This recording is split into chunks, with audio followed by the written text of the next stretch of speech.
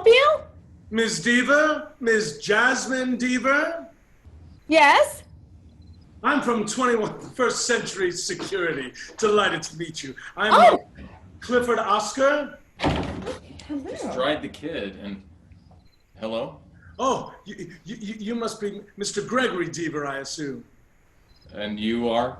Clifford Oscar, field representative for 21st Century Security. Oh, no. I thought we agreed.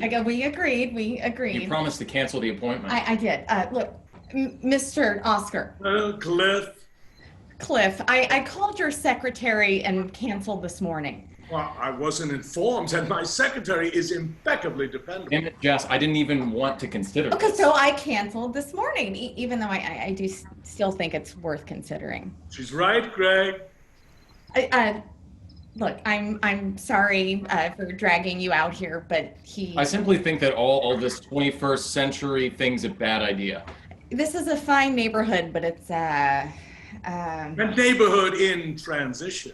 Thank you. Yes. And one we can actually afford. The place gets better by the day. But a few of these people, that kid across the street, well, they look a little skeevy. There's no skeeviness around. This is a skeeve-free zone. Look, I said we could get a dog for protection. Okay, what kind of dog, Greg? Huh? We get some kind of Lhasa Apso and the crooks laugh at it. We get a Rottweiler and it chews the kid's face off.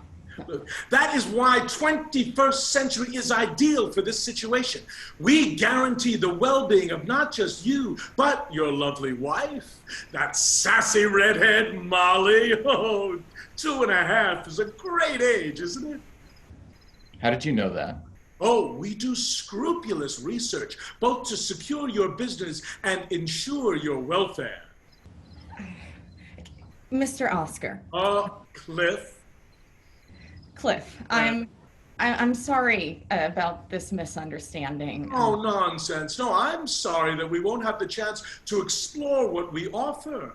I'm sorry that I came way out here. You won't have a chance to address the real safety concerns of a young mother who wants to explore every way to protect her beloved husband, a vulnerable young child. I'm sorry, too. Okay. Pitch away, Cliff. Oh, that's what I love about you, sweetie. What? Your open mind. Well, I believe his mind will ultimately welcome what, after decades in the home and individual protection business, I know is the cutting edge of what we in the profession call maintaining personal periphery. Look, before we talk about all this, what's it cost? Oh, Cliff. Why talk money until a customer appreciates what we provide? And once he sees the value it has to him, then we can ascertain whether he thinks it's worth the investment. So that little case here, that is a sample of everything. Go ahead, open it. Oh, you'll be amazed at our level of technology. Yes, it's a non-invasive support system that lets you protect what might or might not be replaceable, material things, and what you can never replace, your physical well-being and that of those that you love, well, at least those on your property. And this, over there, that's what makes it possible, the Ethos Ion Sensor, or EIS. Despite our evolved technology, it took the human genius of Dr. Gerhard Schulkeit to envision how to synthesize it all. This EIS quickly absorbs what we call a PD, that is a personal definition. And this fixes an individual's biological rhythms through a lattice of factors. And by merely putting them into this machine, we can set what we call your SS, that is your status. And that is the state in which you feel ultimate peace. Now, once this is all determined, it can be entered into the second building block of your temple of safety, your peace maintenance device, or PMD. Now, look, do you see that? No, you? No? No, that in there. Do you? That looks like a little, I don't know, dust? Precisely. And these can be placed anywhere, on, With all the data culled by the ethos ion sensor, your peace maintenance device is a sophisticated alarm system yoked to your state of mind. If there is some crisis, oh, these babies will know it. But then what? Oh, then the enforcing element comes into play. Dr. Schulkant called it perimeter padding, PP. It involves a series of highly sensitive MCs, that is, microcomputers, so small they can be injected into the walls. Finally, they engage even more minuscule APs, that is, anesthesia projectiles. Oh, these are thousands of very accurate airborne syringes that are programmed to avoid the protected you. And they can make instant contact with the interloper. Within 0.7 seconds, immobilizes this person. No consciousness, no harm. So, simply put, your EIS fixes your PD, sets your SS so your PMD engages your PP through MCs that launch APs, and you and yours and all that you hold dear have security, Deevers. Wow. Yes! That's my response every time I describe what we do at 21st century security. This sounds crazy complicated. Well, yes, it is technically. And on that level, it is an amazing amalgam of approaches whose precise synchronicity demanded and received a genius to orchestrate it in the person of Dr. Schulkant. Yet, on the other hand, it's based on a paradigm that is simplicity itself. The only way to ensure safety is to control your environment. Yes, but with all this wiring and things, what happens when something malfunctions? It doesn't? Come on. Well, I should say it hasn't. Well, so far. Really? Well, I've got all the documentation about the testing in that case. This strains credulity big time. Oh, this is a cosmic recalibration of human life. It seems to be. Yes, yes. Well, what's the price of all of this cosmicness? Well, our price is based on the job's magnitude. Ballpark. Ballpark? $1,685. That's all? That's all. That is cosmic. Oh, look. Wouldn't any price be cheap for something that could ensure the security of those we love? Absolutely. But a little more than $1,600. And installation and equipment are free, assuming you continue the service for 2 years and maintain your monthly payment. Monthly? You mean it's $1,600? $87 per month, yes. Wow. Look, Mr. Oscar, this is way more than we can spend. Oh, well, I mean, that's up to you, of course. Believe me, this product doesn't need to beg for buyers. All right, I won't waste any more of your time. Gosh, I'm so sorry to have wasted your time, Mr. Oscar. No, it's what I do. It's nothing. Though I will admit, usually these babies sell themselves, and it's still Cliff, okay? Thanks for coming by, Cliff. Thank you, Jasmine. A real pleasure. Cliff? Ma'am? Maybe you can help me with this. Oh, with pleasure. There's this guy across the street, and Jas. I wonder if there's something about him. Jas. He gives me the creeps. You happen to know anything about him? A little. He is Oh. William James Coughlin Jr., born 4/12/1995 in Altoona, Pennsylvania. Spent much of his youth institutionalized for a litany of transgressions, mainly involving animal torture. His huge mid-chest tattoo says, "Death is my buddy." Oh, yeah, you're right, Jasmine. This young fella elevates skeevy to art form. Oh, his favorite rock group? Rancid. His favorite TV show, The Big Bang Theory. They said he was in the army. No, the color of that uniform that the boy was wearing is prison gray. Now look, the really important thing is the rape allegation against him was never proven. Okay, goodbye. Cliff, please, just one more minute. Ma'am? How do you know this stuff? Oh, well, one arm of our enterprise combs records readily available to interested parties, some accessible through years of police work and a web of personal contacts. Dr. Schulkant believed that forewarned is forearmed. So individuals who are DMs, that is, dormant malefactors, are profiled. That's entered into your software. And now, when a DM enters your premises, your machine's readiness is immediately kicked up to CA. That is code alert.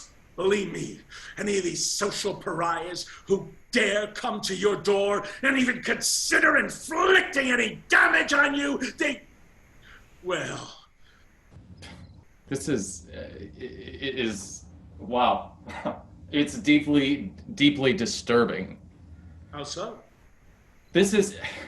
It's targeting people for something that might be innocuous. This is just one more step in destroying individual freedom. If, for example, I had mistakenly been accused of something. But you haven't been. How can you? Oh, well. Jesus, fucking Christ. Now the point is, no. Damn The point is, any of these people, if they come to your door with a profile that conforms to that of a dormant malefactor, now if that person means no harm, what does that person have to fear? Now, isn't the physical health and welfare of Molly more important than any metaphysical garbage? Am I right, Jasmine? Well, No. No! Do you know what kind of abuse that could. All right, shall we talk about could? All right, let's talk could and skeevy Billy, huh? Could? Oh, he could be in jail right now if he hadn't slipped by on a pure technicality. He could be locked away forever for raping that 19-year-old girl. What? He could come to your door. Hey, He could take what he wants. now, you wait a minute. Now, if Jasmine's home alone, he could take what he really wants. I think we've had enough of this. We cannot live in fear. We won't. Now, please, you can go. Is the shadow of that potential scenario just how much does $1,600 seem, huh? Should I go, Jasmine? I'm not sure. Well, I am. Security's a slippery slope. When does safety and security wipe away personal liberty?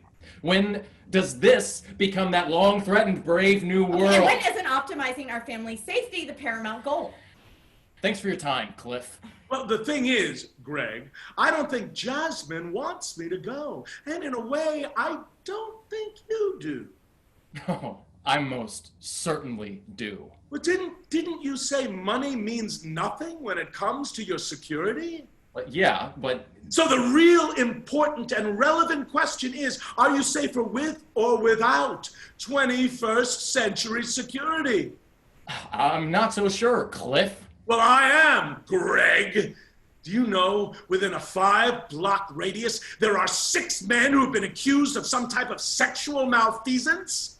4 men who've been accused of some type of breaking and entering, and 1 head case who, just beware when someone invades your world, takes over, penetrates your pocket of peace. Do you have any idea what lurks out on the street, ready to cross your transom, ready to slit you from belly to brain, just for the fun of it?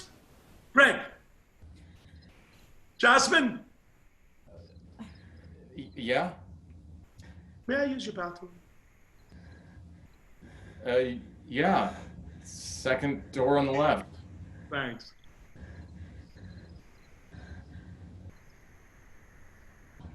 Jeez, just take a... I think Do you think he's nuts? I don't know. Okay, I think that we can get him out of the door clean without any of this. You two been talking? No, Oh, I wish you had. but Cliff, we did talk enough to discover that we find your service very interesting. Very, very interesting. Great! And I think there's a chance, a very, very good chance that in fact that we will become satisfied customers. An excellent chance. Oh, God. Oh, well, I hope I made my case with the necessary, zeal. You see, this is more than a profession to me. We see that. It's a calling. Absolutely. Now, of course, this kind of expenditure, well, we will have to talk about it. Marriage. No, I don't know. I'm not married. No, in a sense, I am married to you, to my client's safety.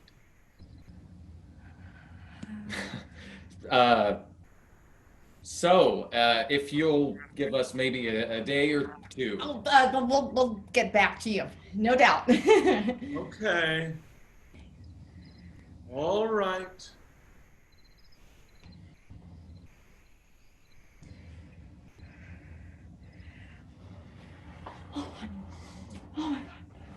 Some people. No! Don't think you really understand why you can't live without 21st century security. Oh, we understand. No, I don't think you do. You understand. No, I don't think you do. Like, how secure is any of us at any time? Well, I mean, how much do we really know? What glib assumptions are actually miscalculations that can double back to destroy you? How much do we know what's actually going on around us? Greg, how do you even know who I am? well, you're Cliff. Oscar, Clifford, Oscar, and I have your card here. See? Here. Yes, but how do you know it's not a phony? But That I hadn't had someone print it up to my specifications just to get inside your personal periphery. Did you? I could say no, but I could be lying. I called you at 21st Century Security, didn't I? Did you? Yes, I did. I did. And you, Clifford, Oscar, fielded my inquiry. Oh? You, Mr. Clifford Oscar, made this appointment at this appointed time. That could be. Or I could have intercepted the real Clifford Oscar. Could have cracked his neck with hands trained by the CIA. His body could be in a shallow grave somewhere in South Jersey. Look, I think you should go. No, wait, it's not that this is happening. No? No, it's that it could happen. And people like you, the good guys, you have to arm yourself against the bad guys. It's what could be. Like here, I could seem to be a good guy, but I could really be a bad guy. You can't tell nowadays. I could have a gun nestled in my overcoat pocket. In my pocket. I could have insinuated myself inside your personal periphery. Everything you've built, your lives, bah! Oh! Just because you weren't prepared. It's no longer about what is. Oh, not in this world. Things imagined, nightmares, they happen. They have happened. Scourges, religious wars. What couldn't happen? Could, does. The price of existence is eternal vigilance.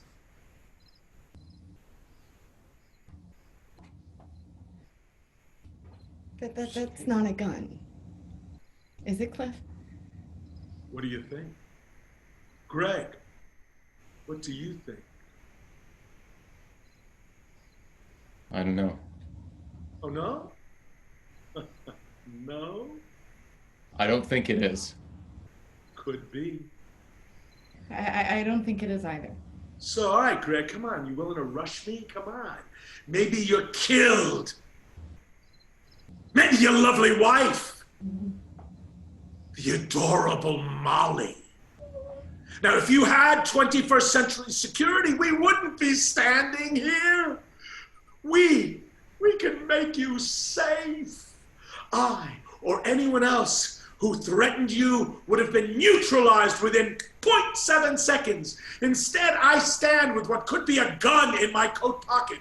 Now, when you do become a client, you'll know so much more. The power that we have, well, it's always focused on just one thing, your best interests. This is a sales pitch. Oh, and a good one. Really, really good. It could be, or I could be a man with a gun, ready to take everything that's yours. Your wife, your baby, your golf clubs, your life. And you're not willing to pay the price, to pull the trigger. No! Oh, God. Give me a call when you crunch the numbers. Greg, Jasmine, been a real pleasure.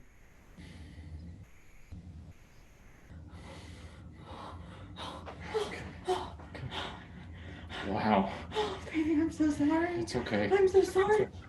It's okay. We'll be fine. What do we do now? We call tomorrow, and we tell them that we've considered it, but it's not for us right now. Oh, shit. But maybe but we should go with 21st century security because they're a great outfit. Yeah. See? Wasn't I right? Isn't safety priceless? Yes. Sign us up. Sign us up! Sign us up!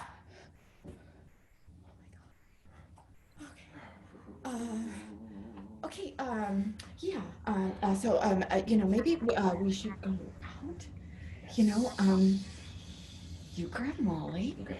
and we take a little walk and maybe think about how we can, damn it, it's stuck. No. No. Damn it. Greg. This is our house. Greg. Yours and mine. They can't come into our home. We live here. Our baby lives here. Screw Big Brother! Screw Big Brother! Something's more important than safety, and that's freedom. Right, Jess? That's right, baby! The cost of 21st century security is too damn high, and we won't pay! Jasmine? Jasmine? Jasmine? Jasmine!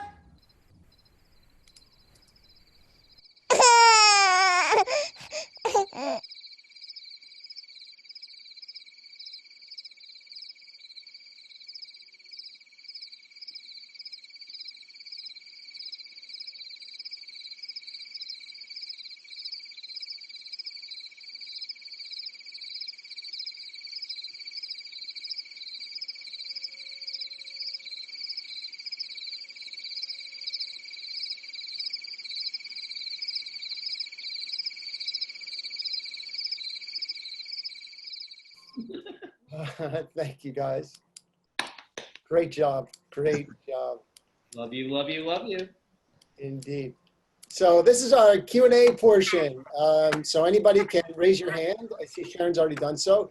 You can raise your hand. You can also, let me activate the chat for you guys. So the chat is alive and well now. So you guys can also share questions and messages via the chat. So we're going to start with Sharon. Sharon Shane, can you unmute yourself, Sharon? You There you go. just so strong. What strong performances. And Mitch, you did a great job. And the actors were wonderful. And I love the play. My God, it's what's happening, right? It's, we live this like every minute. As scary, but so true.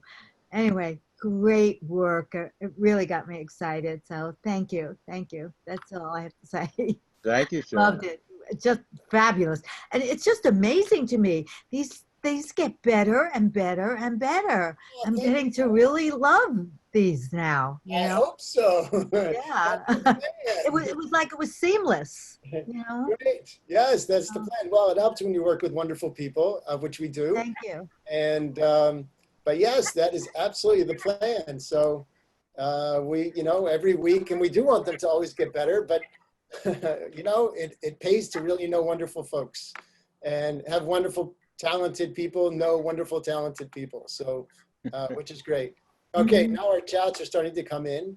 And Sharon, actually, along those lines, I'll tell you that Bruce and I met through one of our wonderful, talented people. So Stuart Zully, who's been our actor a couple times, introduced me to Bruce.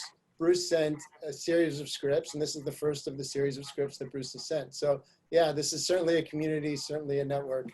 And Stuart introduced me to Stephen and Allison, who played Greg and Jasmine. So thank you, Stuart. I don't know if you're on, but thank you.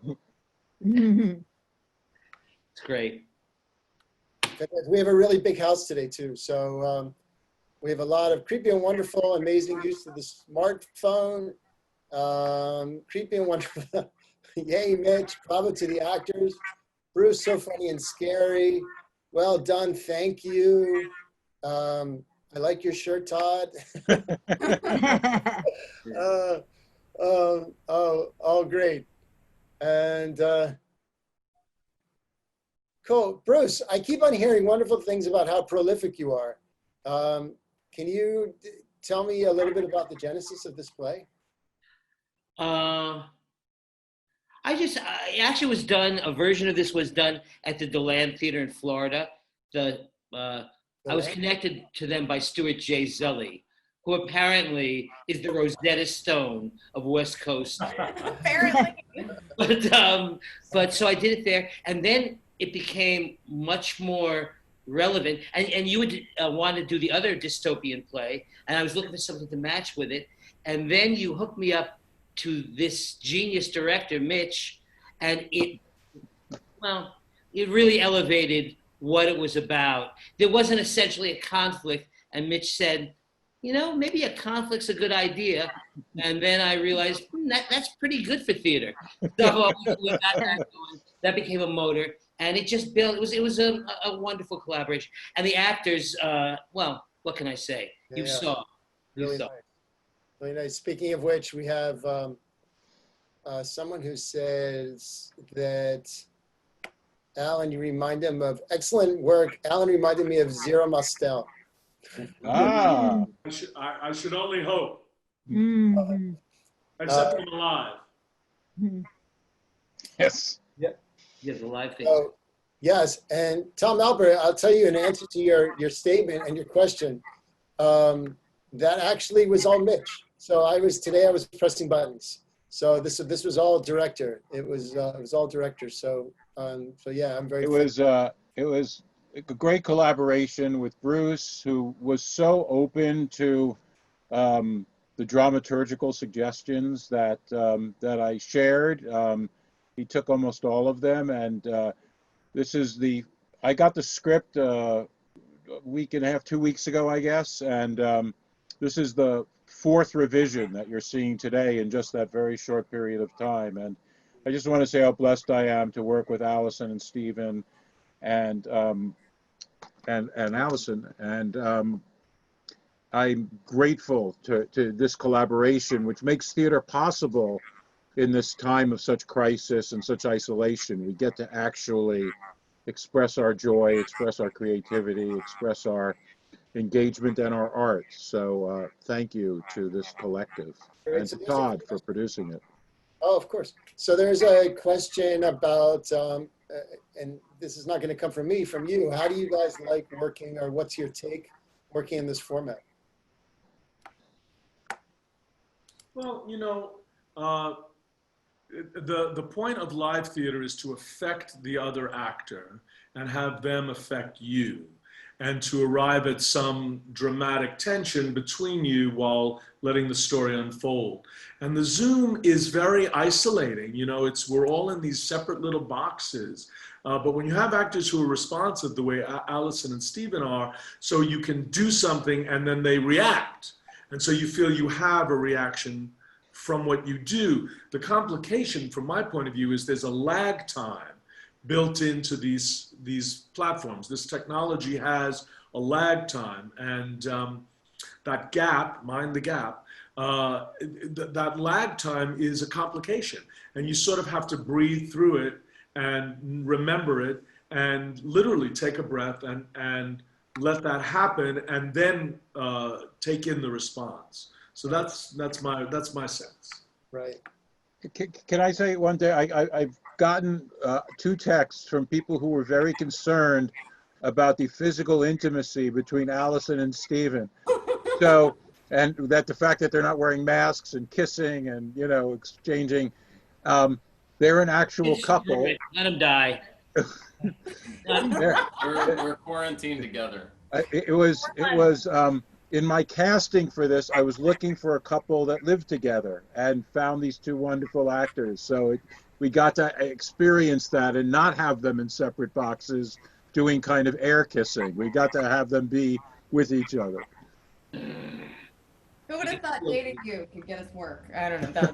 It's really interesting to speak to that point. The Zoom still really works well for stage readings, especially because normally we might just be standing behind a music stand anyway. So in this way, at least, we get a sense of close-up experience with each other, and we actually get to look at each other somewhat.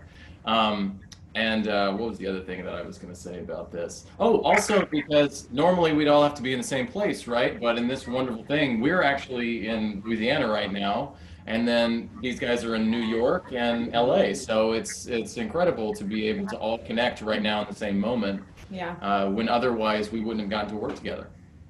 Right. Yeah. There's there's certainly challenges with this, and what I like to explain to people is that this is a hybrid. It's not just theater, it's also part radio. It's also part film. Radio is that you have to pick up you have to really understand the audio, because there is a little bit of a lag. So you have to jump on that right away. But once you buy into it, it opens up all sorts of doors. It's just what Stephen was talking about. And that is that it opens it up to really broad audiences. So not only can we have performers from anywhere in the world, as long as they could stay up late on the other side of the world, but also to audiences. So, typically we have people from LA and Europe or Japan or Canada or, wherever. We've actually spread out all over the place. So it's very, very cool. I have another question so Karen Shields wants to know, this is to Bruce, did you write this as an online production? And also, were you always thinking of Alan as the salesman? Oh yeah, I've known Alan for almost 60 years. I love him, first of all, independent of all other nonsense. And I think he's a great actor, as you can see. So yeah, I write a lot of parts for old fat Jews. For Alan Blumenfeld. And actually, we did many years ago. My wife and I were just talking earlier. My wife and I were saying there were about 25 years or more ago, we did a series of plays down at Palos Verdes at the Norris Theater, a whole series of plays that Bruce wrote that I acted in, my wife Catherine James acted in, Bruce wrote, we directed each other, and because of geography, we haven't been able to collaborate, and this is again the silver lining to COVID, is we can, as Stephen was saying, we can be all over the world and be together. It's an upside. Yeah, it's certainly an upside. Erica Silverman asks, can you share a bit about the revisions evolved, how the revisions evolved from the first draft? You know, a playwright is very close to his play, and that's an advantage. But it also robs you of perspective, and that's a disadvantage. And when a guy comes in who's smart, who says, you know what, try this, try that, unless you're really stupid, unless you're a real egomaniac and think you have all the answers, you try them. And the virtue of a computer is you can always go back to what you had. And if you don't really like it, you can always go back. So I'm into the collaboration, and Mitch is a smart guy, so that was a big plus. Thank you. Yeah, one of the big changes was the couple was much older in the first draft and had a teenager as opposed to an infant or a young child, and I think that made a huge difference in the dynamic that was occurring in the play. Right, and they weren't as contentious about what attitude they had toward the security. That's right. They were just kind of, what I sorted out is a salesman comes to the door. So I wanted it to be as normal, day-to-day, quotidian kind of event. And that's a good thing. But this is better because it's conflict. Two dogs and a bone. That's what theater's about. And Blumenfeld was the bone. No. Well, in any case, yeah. And so, and you know, and I sat there, and Mitch said, "Yeah, do you really need that to be that long?" And I was thinking the same thing. It doesn't really need to be that long. So clip, clip, clip. And you know, every line has to earn its right to be there. And if it doesn't earn its right, it should fall away like a leaf.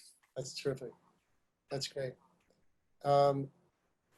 If Hitchcock brought back this half-hour TV show or Twilight Zone, this would be a great opening episode. Definitely. Okay.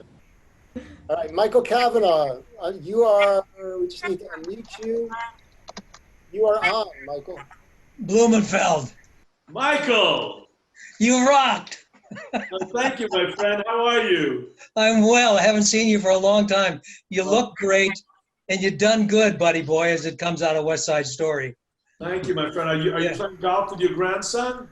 Yeah, as a matter of fact, we played last week for the first time in a long time. Excellent.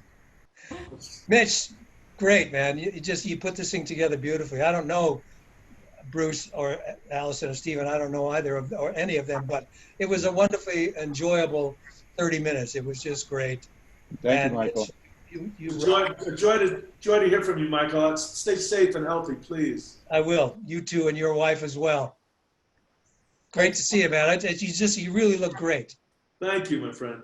I'd say you're not the fat Jew anymore. You're sort of the slimmed down Jew. Well, sitting down, certainly. Love to you, man. You too. Love you, brother. Yeah. I'm kissing you as well. Thanks, Michael. Larry Jennings says, great job to all. What happens in the second act? Was there, I'm not sure if we covered this. Molly Shutt asks, what was the inspiration in the play? Was there anything in particular? Bruce? Well, when we were getting the young couple, we thought the presence of an infant child would amp up the stakes and elevate the mother's fear especially. So yeah, that's why we came up with that. Got it. All right, Tom Alpert. Just need to unmute you, Tom. Larry and Karen. There you go. I think you're on, or you went away. All right, I hope that was you who pressed that button and not me. All right. T, you vanished there for a second. Let me see here.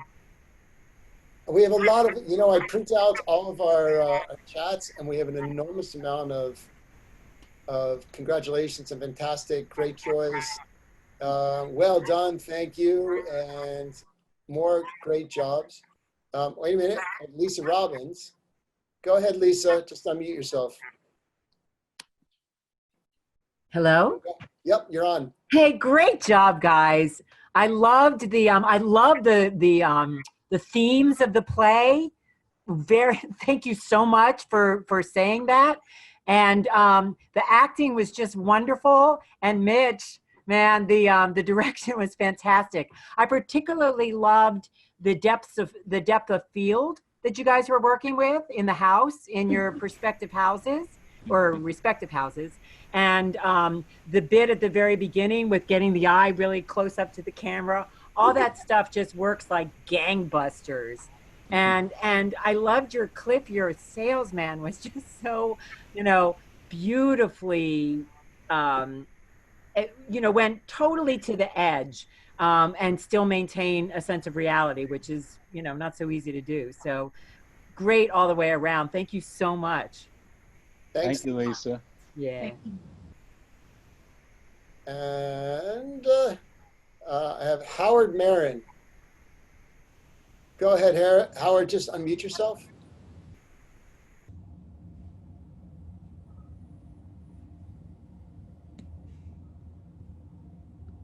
I'll talk for Howard. There you go. You're on. Howard, you're on. Howard, we have success. You have unmuted yourself. Hello, Howard. All right. He's active. Howard, I'm going to leave you on if you can figure it out. There's a lovely comment here that it seems it was written for a virtual world. Mm.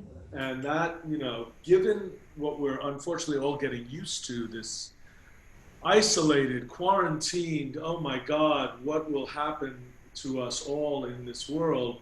The play really does feel like, people isolated, people frightened, people trying to keep the world away. And Stephen's character says, we don't want to live in fear, but it's an aspiration, I think, more than anything. Right. It lives in a paradox, which I think so many good plays live in. There's something to be said about safety. There's something to be said about freedom, and how these two things resonate.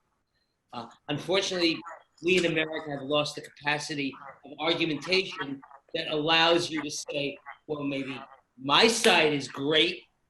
Your side might be not so terrible, but here's why my side is better. Now it's got to be, my side is great, your side sucks. There's no modulation. And this lives on that paradox between freedom and safety, which we all feel. And being in quarantine is very survival mode. That's how it resonated with me in this time. It truly did feel like it was written almost for now, because we're just quarantining, shutting in, protecting ourselves. Mm-hmm. I'm so aware of safety issues or health issues that I've never thought about in my entire life. So it resonated with me in that respect. Yeah. So Allison and Stephen, you're in Louisiana, correct? Mm-hmm. Yeah, we are. Yeah. So what's happening in Louisiana? And even more so, I know you talked a little bit about you're still doing plays and doing online plays and still connecting. How is that working out? I would love for you to share that.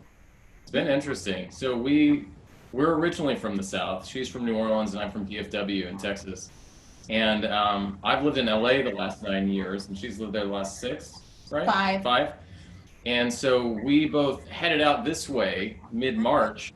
We still have our place in LA, but headed out this way mid-March to be near family. We're kind of at a middle point between her parents and my parents, and in my grandparents' old house. And so it's weird, for sure, because we're in this mid-90s house that was my grandparents, and now it's all my house. I don't know. Very fortunate. But very fortunate. Yeah. And people around here generally, at least for a good while, you would know that there was social unrest across the country or a global pandemic, because people kind of continued as normal.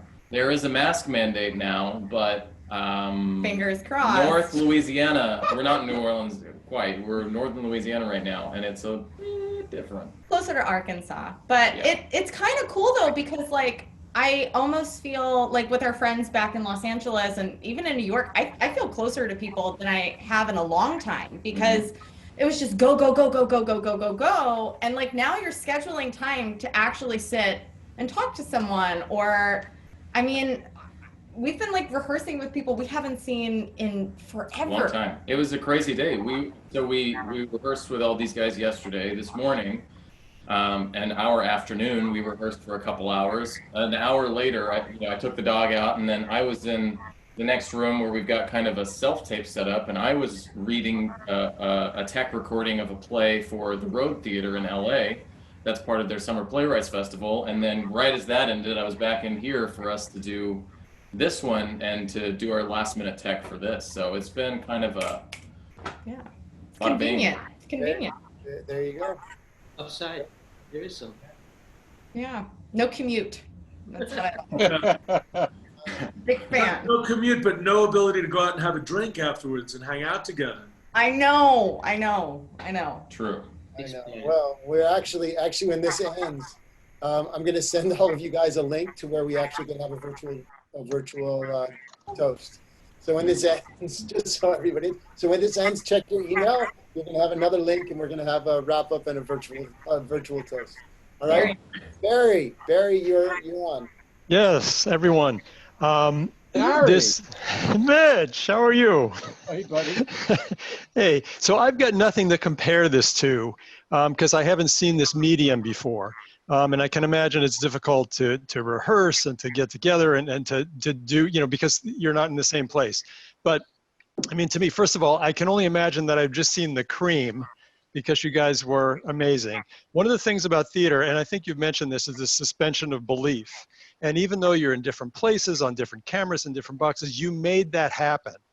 And that's what was so, to me, that's what was so great about this. So thank you for all your work and for presenting this. This is awesome. Thank you, Barry. Thanks for tuning in from Boston.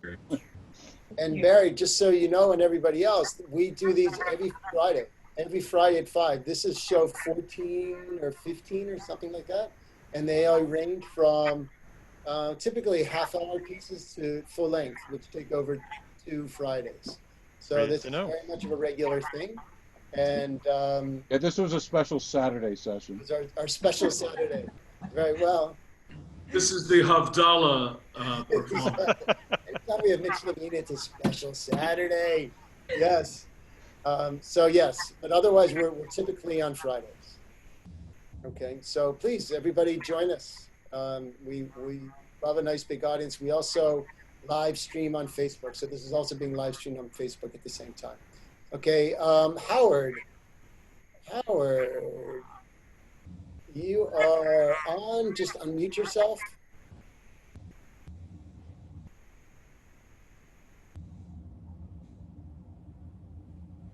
Howard, I see Howard M. I don't, oh, there we go. Okay, you've unmuted, you're on, Howard. Hopefully. Don't be scared, Howard. Howard, you're on, Howard. Oh, Stuart was in rehearsal. Oh. Yeah. Well, Sharon, tell him we love him. Okay, Very much. and it'll be recorded. It'll be recorded, so we'll be able to see it. Oh yeah. It is recorded.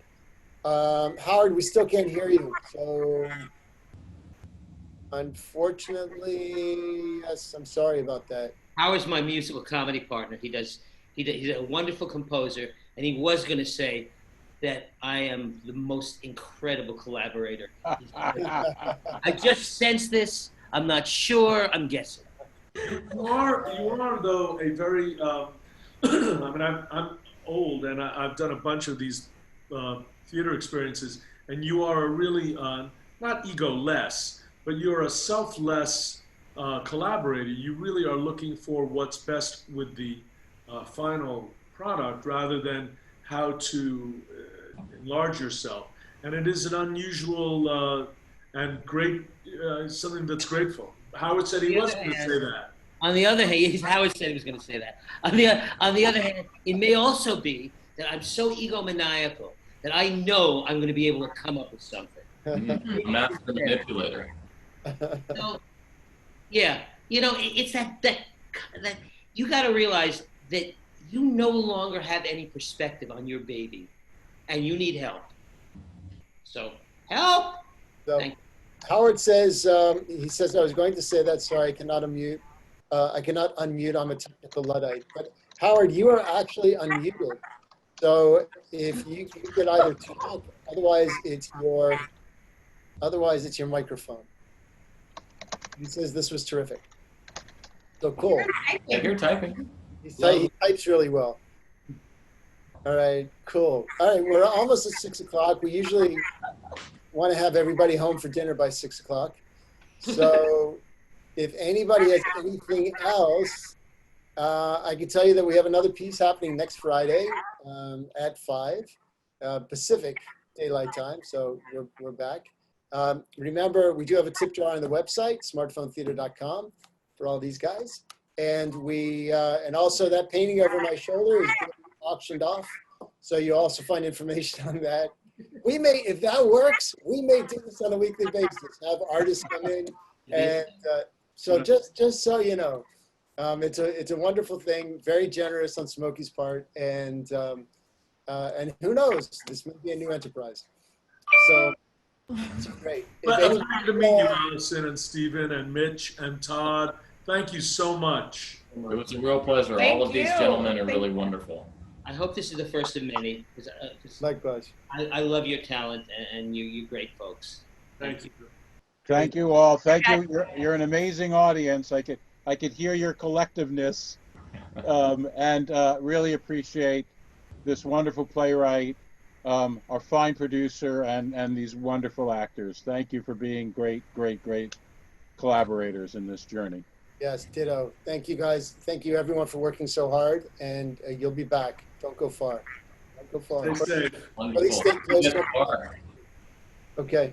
All right, everybody. I'm going to send you guys a link for a wrap up. Everybody else, we'll see you next Friday at 5. Thank you very much for coming, and be safe. Have a wonderful weekend. Okay. Bye.